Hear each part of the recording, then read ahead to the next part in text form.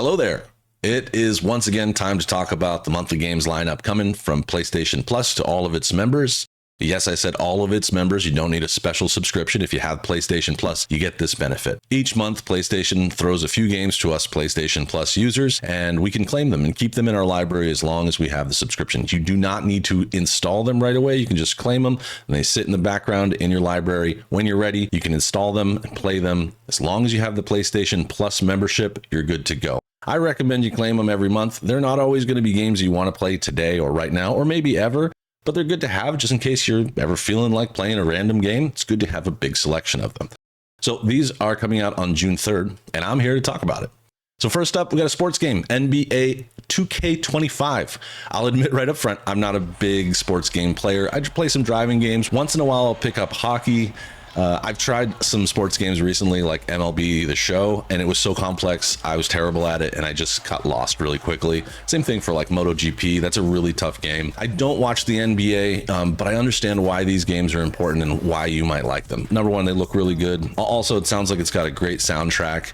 I'm sure the gameplay is fun. I hope that they have like a simple way to play. For example, like I'm a fan of like the NBA Jam type of basketball game where it's just really simple stuff.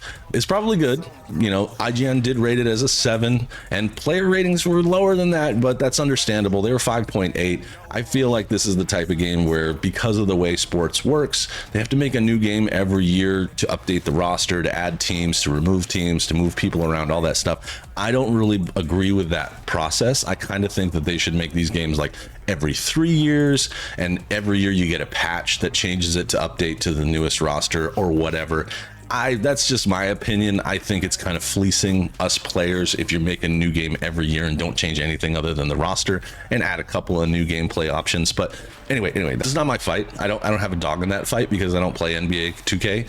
But if you do, I think this looks worth trying, and I'm going to claim it. I'm going to claim it and try and play it. Who knows? Maybe there's a way I can switch the controls to like dumb people controls for people like me who suck at sports games. Anyway, check that out. Moving on, next up, one that excites me. And oddly, at first, I kind of approached this as, ooh, I don't want to play that. And I don't know where that comes from. Alone in the Dark is coming. And Alone in the Dark, from 2024, is a remake or a reimagining of a 1992 game, which I did not play. But it's a horror survival game. Based on watching the trailer, I think it has a lot of vibe of like Silent Hill 2 remake and other games like Resident Evil 4, where you have that over-the-shoulder view. It's third-person shooter or third-person game. Let's not split hairs here. It's third person.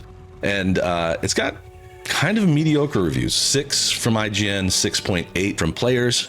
I have played a bunch of games that were rated like a 7 and were very good, so maybe this one's wrong. I think it looks beautiful. I love the dude from Stranger Things. He's great. I'm sure he's been in other stuff too. I just can't think of his name right now. I like him a lot, and he looks fun to play. I think you get to choose to play either the man or the woman, and you're investigating this creepy haunted house, and it looks really cool. Someone paid close attention to making the graphics look good. The enemies look cool. The combat looks pretty fun. I think this is worth playing, and I'm glad that it came to PS Plus. I'll check it out, and it might even be something that, if you guys want to see it, would eventually come to my streaming schedule at some point. Third is Bomb Rush Cyberfunk, which to me is pretty cool because it's clearly inspired by Jet Set Radio. That's a game from the early 2000s that was more of like a skating game where you were jamming out to some funky tunes, then playing along in this cool cel-shaded environment. You can see that it is a total homage to that game, and that excites me. I think it's really fun. I like playing skating games. Earlier I said I don't play sports games. I do like playing extreme sports games. Mountain bikes, skateboards, rollerblades, all that stuff. It's a really fun pick up and play genre for me. This one's not rated by IGN, but it was rated 8.5 by players. Almost everybody liked the game. 8.5 out of 10 people reviewed it well. So I think that'll be really fun. It looks kind of cutesy. There's some graffiti elements, some skating, maybe some dancing. I do hear that there's more of a story to it than Jet Set Radio and Jet Set Radio Future. If you liked either of those games, I think this one's worth picking up. Again, it's included, so you should just claim it, try it. If you hate it, just uninstall it. It didn't cost you anything.